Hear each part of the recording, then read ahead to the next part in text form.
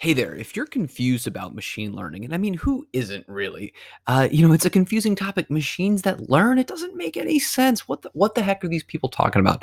Well, what I'd like to show you here is one graphic that I think makes machine learning crystal clear. So if you're somebody out there and you weren't born in the matrix, you didn't understand these things, what I'm about to show you is what I think will provide a rock solid foundation for understanding exactly what machine learning is and what it isn't. So here it is. No more, no more ado. So on the top here, and this is from Francois Chalet's Deep Learning with Python, an awesome book. You should definitely go get it. Again, that's Francois Chalet. I hope I'm pronouncing that right. He's French. Deep Learning with Python. Now, here's what you're looking at. On the top, you're seeing the approach for classical programming. So when people write programs, software programs, generally the inputs are rules and data. So by rules, we mean things like if statements, like if this, then do that. If I pull down on the string, turn on the light bulb. If I click the mouse, I don't know, do something, right? But there's a series of rules. Rules go in along with a bunch of information, and that data can be things like the values for colors, the underlying data of video, as well as things like spreadsheets. It doesn't matter. The main point is we give the computer in the form of the software program the rules we want it to follow and the data it's going to read from. And the output from this classical programming technique are the answers. So given this information, given these rules, I will play the video when you click this button, or I will move the mouse, or anything else. But it's a result, again, the answer comes from the rules and the data. Machine learning flips all of this on its head, all of this on its head. So with machine learning, instead of explicitly programming what you want the computer to do, instead what you want the computer to do, or what the computer does, to be more clear, is the output. So instead what you do is you give the computer data and answers, and you let it impute the algorithm, the machine learning algorithms, in decide upon or create or engender or some other silly verb, but they're able to come up with the actual rules that matches your data, your input data, to the answers you want. So again, in classical programming, we give it the rules that we're going to follow in the data. So a pawn can move one step, one box forward. A rook can move vertically and horizontally, right? A queen can move diagonally, vertically, horizontally, any spaces. Those are the rules. You give it the data. This is the checkerboard, the chessboard, and you'll get answers as you program, right? But with machine learning, instead, you say, listen, here's the data, here are the pieces, pawn, rook, queen, etc. And then here are the answers. Here are a series of chess games. Here's how they moved, and here's what were winning moves. Here's what were bad moves.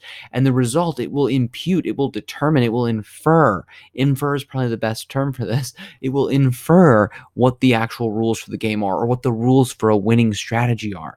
But you have to show it, hey, this move was a good move, this move was a bad move, and it will figure it out. It doesn't do it based on rules. So this is the core concept. And the reason why this is so powerful, the reason why people love machine learning and deep learning and AI and kind of these broader concepts, is because now, without having to explicitly program the rules, we can tackle way more complex subjects. So take a massive industrial asset like an oil rig or something like that. And imagine you're trying to predict if it's going to break down.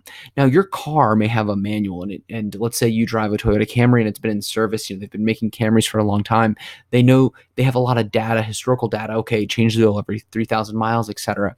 But you get some gigantic piece of machinery where they've only made one or two or 20 even, right, instead of hundreds of thousands like with cars, and you want to predict it. They don't have a manual, right, to tell you this is what you need to do, because they just don't have enough of them to have the data to say, here's our rules. We don't, right, again, and I should have made that point clear. They don't have enough information to say these are the rules associated with the maintenance. You have to infer this. And so this is where, when you get really complex topics with a lot of inputs, with a lot of data that a person couldn't necessarily figure out, this is where machine learning can be so valuable, because all you have to give it, you don't have to know the rules. You don't have to understand how it works. You just have to know, here's the input data. Here's what I'm seeing. Here's the temperature gauge. Here's the gasoline additives coming off of oil exhaust. Here are all these different sensors. And then here's the answer. The car isn't broken down, or the oil rig is working fine. You feed those in and it'll be able to infer, okay, these are the proper states that give you a well-functioning oil rig, or these are the proper states, these are the things you want to look out for,